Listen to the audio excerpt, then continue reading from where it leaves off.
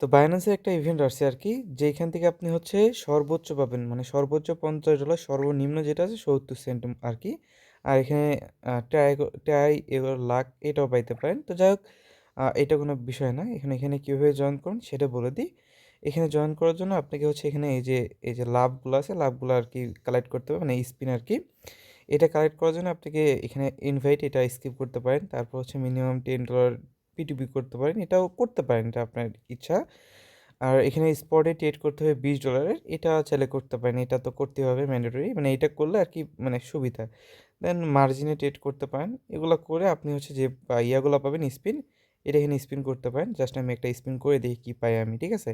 যদিও বা আমার লাক ভালো না, তো যাই হোক আমি তো একটা স্পিন করে দিলাম আর কি।